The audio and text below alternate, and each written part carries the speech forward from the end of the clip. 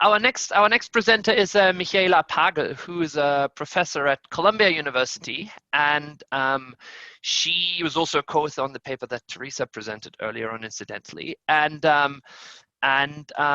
Yes, so we look forward to her presentation. One of the things that Michaela has done, she's done a lot of work with also some of these fintech platforms and data from fintech platforms. I think this paper also uses some of that data, and so I think there's a lot of interesting things to be learned from that. And I think we'll also talk more of sort of at a high level about data access and what these data providers collect, and what are sort of the strengths and weaknesses of these types of data also on the panel. But for now, Michaela, why don't you share your screen and and walk us through your research finding. If you think back to the introduction earlier on, this is really sort of trying to understand this life cycle element around retirement, and whether or not people's behavior around that retirement step, whether or not they're optimal, or whether or not they are subject to some of these same behavioral biases that we've seen in earlier presentations. Thanks, Michaela. Okay. Hi, Johannes. Hi, Teresa. Thank you so much for including me in this line of speakers. And I was listening in a little bit earlier, and so far I really enjoyed all the talks. So I'm going to talk about a paper of mine which is titled Repaying Consumer Debt and Increasing Savings After Retirement. And this is joint work with Anna Olafsen, who's at Copenhagen Business School. So we are interested in this paper into what changes in households' consumption and also their balance sheets around retirement. And we are interested in this topic because it is very, very important, as in developed countries, there's this substantial demographic changes going on. There are more and more people approaching and post-retirement age as a share of the population. And then also, what is especially in a country like the US has changed is that we used to live in a world where our employers would save for us, and now we seem to changing to a world where more and more savings is done on a more voluntary basis. So we have much less defined contribution plans, for example, in the US, and a lot more 401ks, which are effectively voluntary savings schemes that are tax advanced. Now the question that is really important in this setting is whether, when people can save voluntarily, whether or not they save enough and plan properly for retirement. And this question, even though it's a very simple question, is still highly debated. So, and in particular, there were a couple papers that documented that people's consumption or spending falls around retirement. So there's a substantial drop in consumption at retirement. And this was already documented in the 1998 Banks paper. And some papers have interpreted this as a lack of planning or a lack of saving by households, that consumption has to fall because people haven't saved enough for retirement, and then they have to decrease consumption at retirement. Now, however, there was a leading kind of rational explanation for this, and that is that it's not actual consumption, or more importantly, the marginal utility of consumption, that changes discretely around retirement, right? Which would be inconsistent with kind of a rational planning model. But rather, it's only spending that falls around retirement. So because I can produce food at home, for example, it's cheaper for me to buy food in supermarkets and then produce fancy food at home now that I have all this time after retirement, and I don't have to go to the restaurant anymore. So this is the idea. Or there are other work-related expenses like gas, for example, that people don't have to pay after retirement. So it is spending that falls rather than actual consumption or the marginal utility of consumption, which would imply that people don't plan properly for retirement as done in a standard life cycle model. So, and then there's a related kind of empirical observation or puzzle, and that is not the drop in consumption at retirement, but rather that savings seem to increase after retirement. So there are a couple of papers, for example, that show that people don't withdraw as much from their retirement accounts relative to the growth of the retirement account. So they're effectively savings for retirement. savings are increasing after retirement. And that is also surprising because from the perspective of a standard life cycle model, we would think that people accumulate savings before retirement and then they decumulate savings after retirement. And here the leading kind of explanation that is consistent with rational planning is that there's some longevity risk and some old age medical expense risk that people are saving for after retirement. So that is the leading explanation here. Let me just summarize. So the question whether people plan properly and save enough for retirement, that question is still debated. The reason is that there are these two empirical puzzles in retirement, consumption, and savings. One is that consumption falls around retirement, which initially was interpreted as people don't save enough, but then was interpreted as like, no, it's just spending because of home production and work-related expenses. And then there's this other empirical puzzle, which is that savings increase, even though we would think that people decumulate their savings after retirement, and that is explained with longevity risk and medical expense risk. Okay, so what we're going to do is we're going to have a data set, which is a transaction level data set from people's bank accounts. And this is a somewhat more detailed and comprehensive maybe picture of household spending and income that we obtain this way. And we have not only spending and income, but also account balances and credit limits. And then we kind of look at what I think is a little bit the convex combination of these puzzles. So we look at what happens to savings and consumer debt, like liquid savings, like the cash sitting in your bank account, and the credit card debt, for example, that you roll over. When people move from being employed to transitioning into retirement. So, and these are individual fixed effects regression. So we look at only at the individual level, the changes in savings and consumer debt when people transition into retirement. And I think this is kind of like at the intersection of the two puzzles, right? We don't look at, or we also can look at, but we don't as much look at consumption around retirement. And then we kind of look at savings, what happens to savings not after retirement, but around retirement. And there are only so many papers that does that. So we only know of two papers that kind of look at changes in people's balance sheets around the time of retirement, even though there are a lot of papers on people's consumption around retirement. And this drop in consumption at retirement is still highly debated. Okay, so we use data from a fintech app. And this is data from Iceland. And in Iceland, the people started using fintech apps relatively early. So already in 2011, the fintech app usage was very widespread. And this is because the internet penetration is very high in Iceland and because of some features in the Icelandic banking system that you cannot have joint accounts. So there was a lot of room for having like a budgeting app that gives you an overview about all of your personal finances. And so in Iceland, using this app this app data has a couple of advantages relative to using app data from the US. And for example, one of them is that in Iceland, people don't use cash very often. So only 1% of our transactions are ATM withdrawals, and in both like number or volume. And then we have a fairly representative sample so that we can look at consumption and savings and credit card debt around retirement, right? Already means that we have a bunch of people that retire over our sample period. And that is because the app is marketed through the banks, by the banks as part of the online banking. So people just have to sign up once and then we observe all their records. Then the categorization is very accurate. So I've also worked a lot with US app data, and US data is generally more messy than the Icelandic data.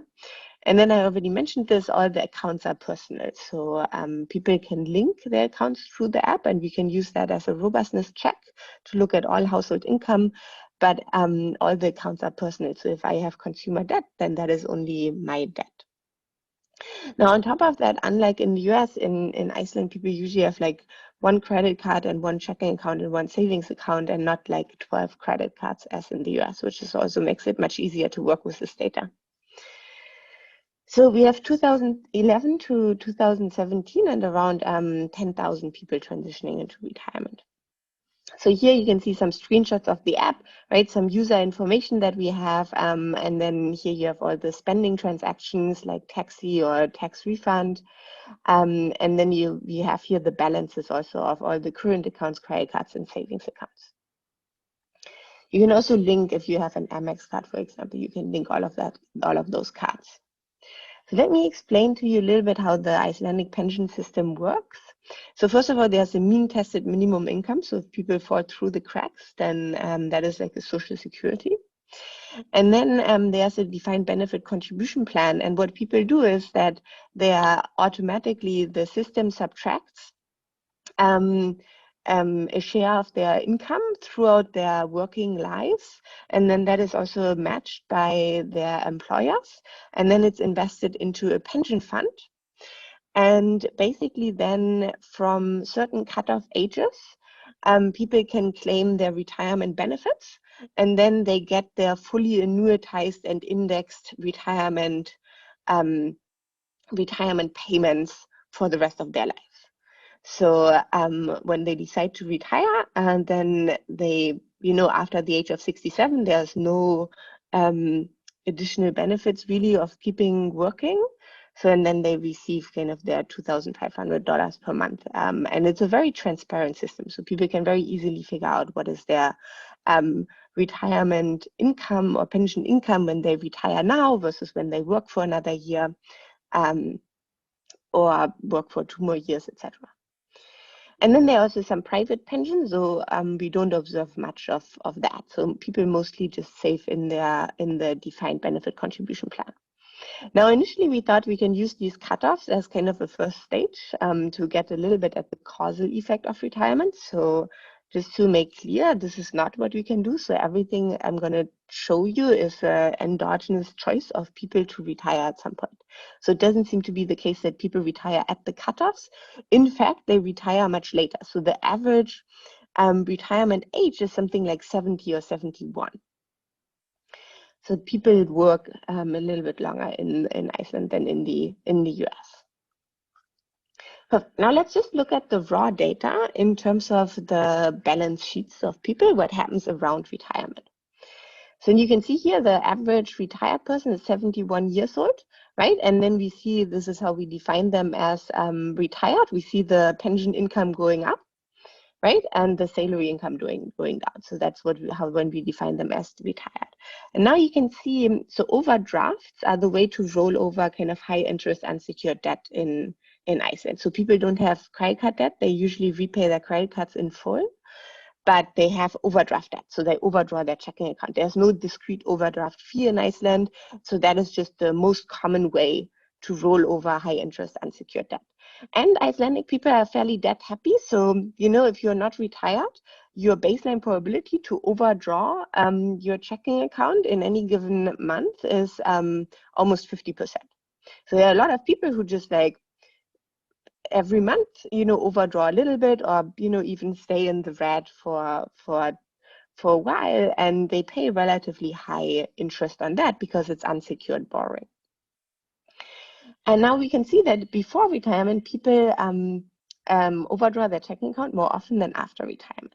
We see that both in terms of the likelihood and in terms of the overdraft interest they pay per month. Then what we also see is that whether they have savings income from their liquid savings account, that is also the likelihood is higher after retirement. So people have more often some savings income in any given month. And also the amount of interest income that they have, that is also increasing.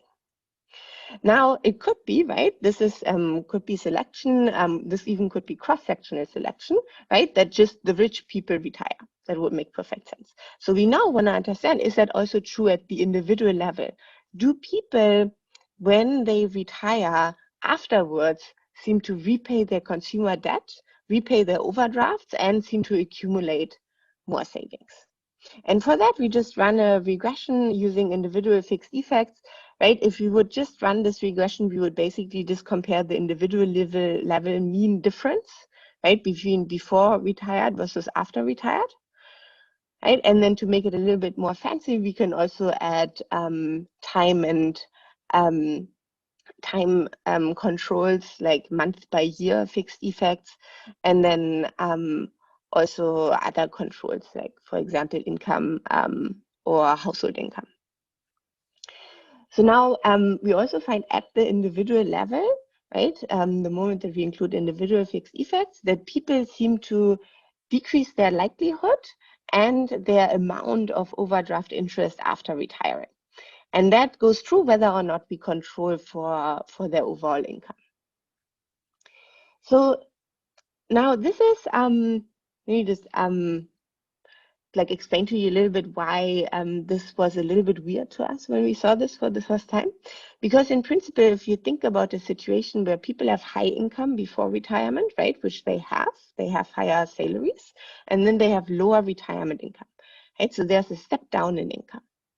So if there's a step down in income, in principle, I should be more able to save, right, before retirement than after retirement. So what's happening here is that the fall in consumption is so large that it's increasing over and beyond the fall in income.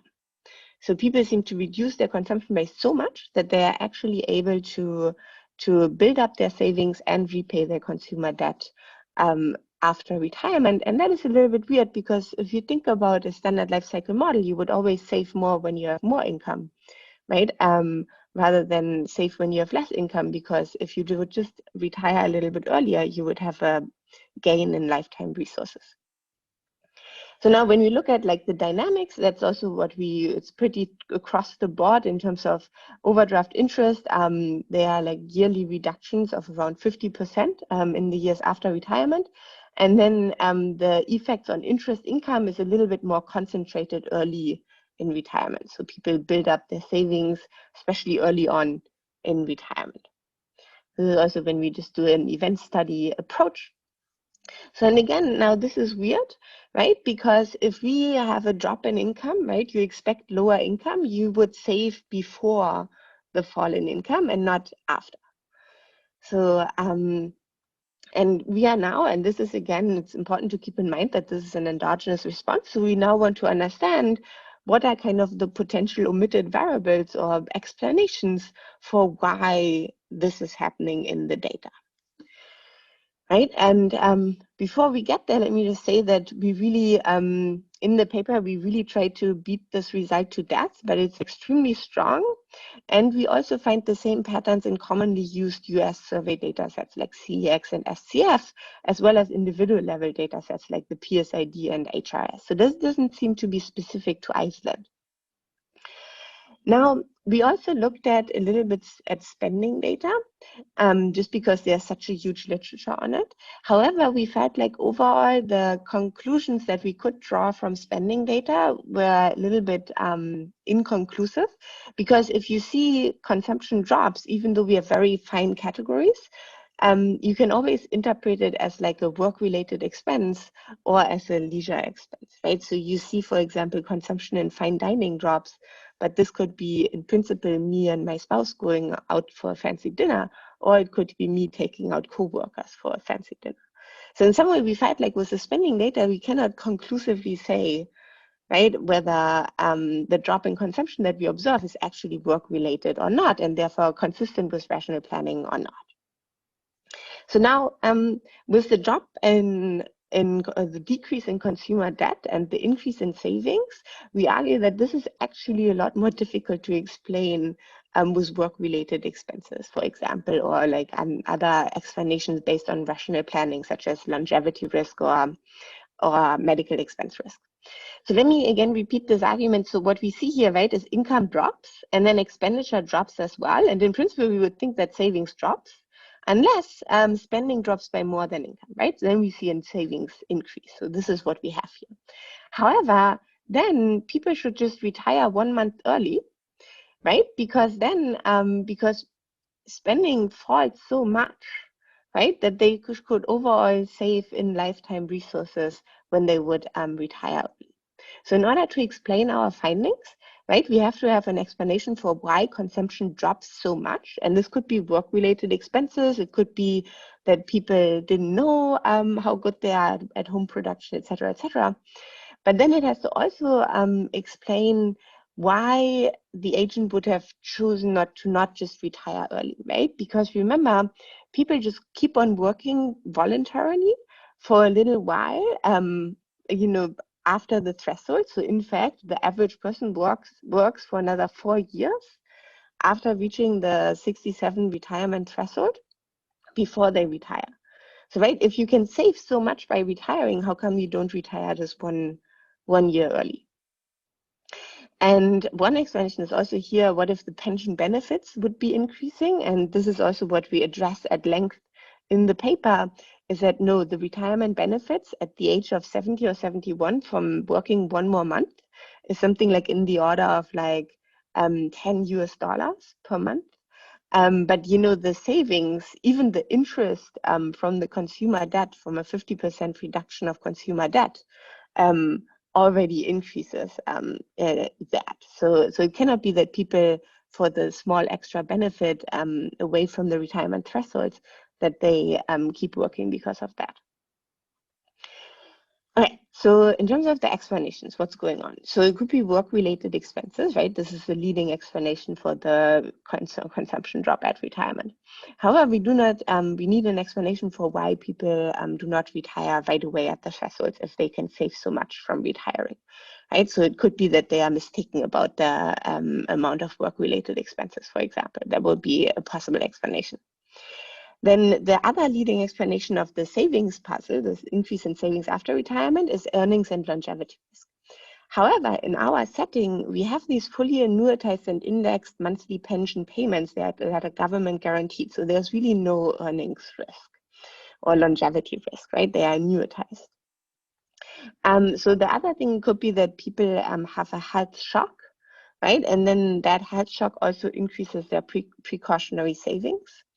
And this is a little bit difficult for us to rule out, but we find that pharmacy spending decreases, even though if there's a health shock, we would at least see some payments in pharmacies because of co-pays that are necessary in Iceland. And also in terms of old age medical expense risk, that also Iceland has a Nordic welfare state, so a very comprehensive healthcare system, not with this like long tail of medical expense risk, like in the US.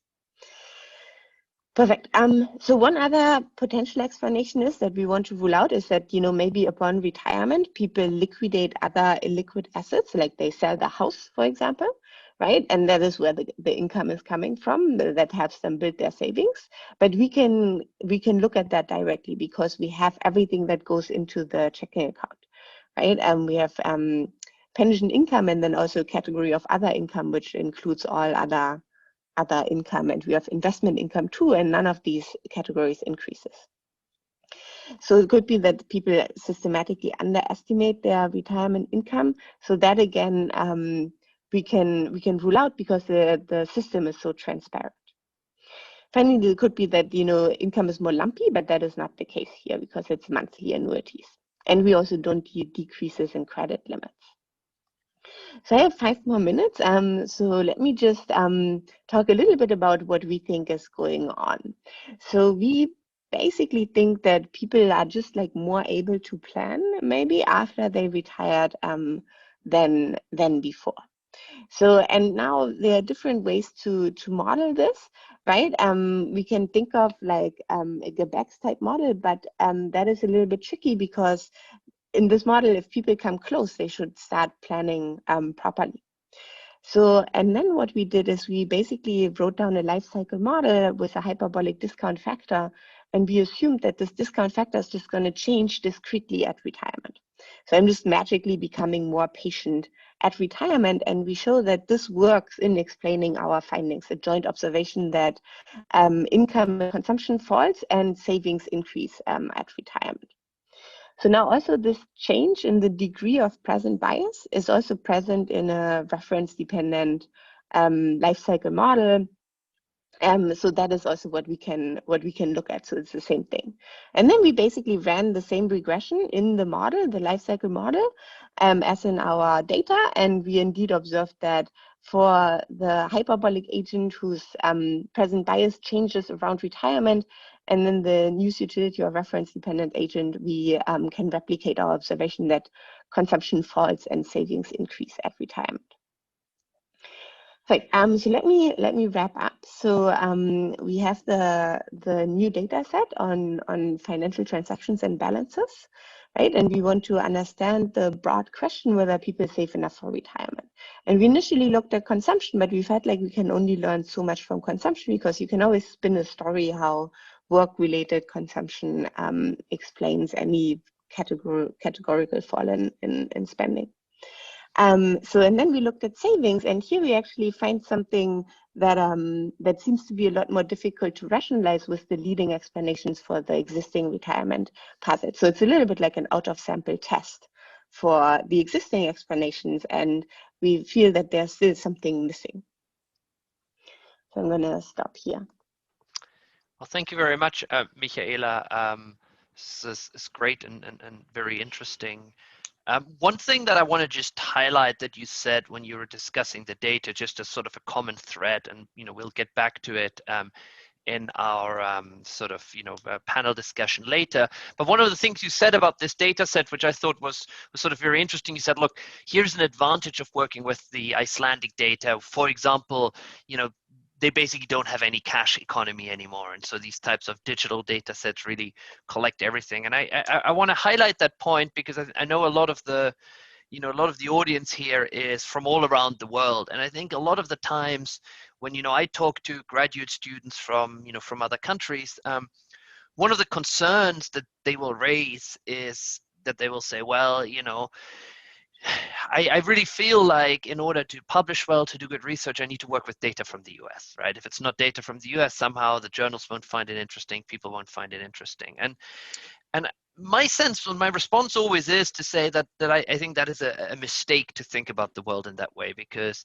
if you're not based in the US, you have a real distinct disadvantage to work on US data, both because it's harder to access the data, but you also have harder time understanding the context around the data, etc. And so what I really liked about when you said that, and it really struck a chord with me, was to say, there's some things in which US data is not actually that useful.